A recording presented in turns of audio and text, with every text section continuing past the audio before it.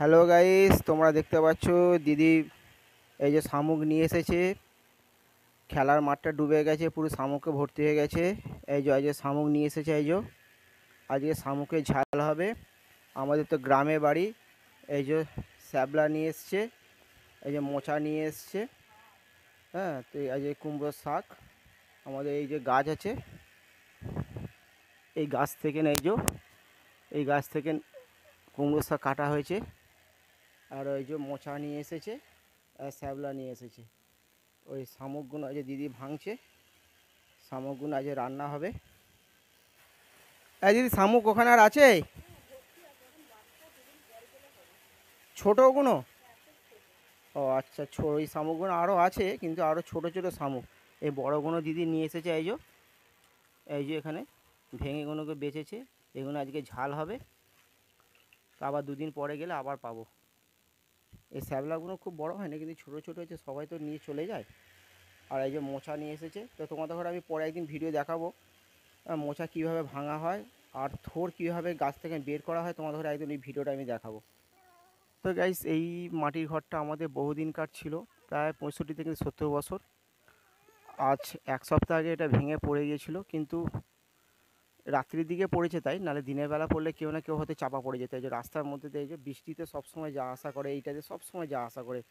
হ্যাঁ, উপরওয়ালা আছে তাই যে রাত্রিবেলা পড়ছে, দিনের বেলা পড়লে পুরো সর্বনাশ হয়ে যেত। তোমরা দেখতে পাচ্ছ যে কীভাবে ভেঙে পড়েছে। তো একটা বড় বিপদের হাত থেকে আমরা বেঁচে গেছি। আর এই জায়গাতেই আমার স্ত্রী রান্না করে।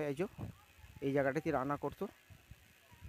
এই যে দেখতে পাচ্ছ, এই জায়গাটাতেই রান্না করতো। তোমাদের বৌদিমণি এই জায়গাটাতেই রান্না করতো। হ্যাঁ, বিশাল বেঁচে গেছে। তো উপরওয়ালা প্রচুর ভালো স্বাদ দিয়েছে, দিনের বেলা হলে সর্বনাশ হয়ে যেত। তো বন্ধু, আমাদের গ্রামের বাড়ি, তবে আমাদের ঘরে অনেক কিছু সবজি কিনতে হয় না, যেমন মোচা, থোড়, কচুলতি, কচু। হ্যাঁ, কচু যে গাছে রান্না বা কচুলতি, তারপরে মোচা, থোড়, আরও অনেক কিছু। আমাদের গ্রামে তো অনেক কিছু আনাজ কিনতে হয় না, তো শাকসবজি প্রচুর আছে। তো তোমাদের ঘরে একদিন মাঠে আমি ভিডিও নিয়ে গিয়ে দেখাবো।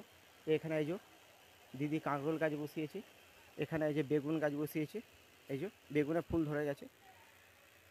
এই যে এই বেগুন গাছগুলো বসানো হয়েছে। তো আর মোটামুটি দিন 15-20-র মধ্যে বেগুন হয়ে যায়। তো বেগুন হলে তোমাদের ঘরে আমি একটা ভিডিও অবশ্যই দেবো। আর এই যে পেঁপে গাছ লাগানো হয়েছে এখানে।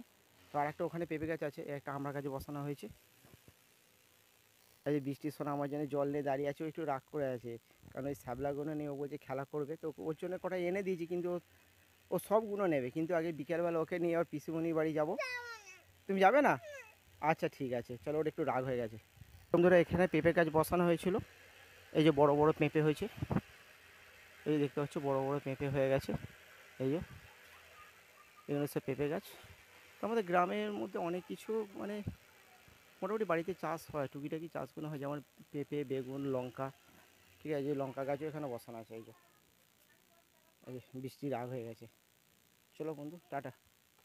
নেক্সট ভিডিও তোমাদের ঘরে আমি দেখাবো কীভাবে গাছ থেকে থোড় কীভাবে বের করা হয়, সেই থোড়ের ভিডিও দেখো, বা মোচা ভাঙা কী হয় সেটা আমি তোমাদের দেখাবো। তো চ্যানেলটা যদি ভালো লাগে তোমরা প্লিজ সাবস্ক্রাইব করো, পাশে থেকো।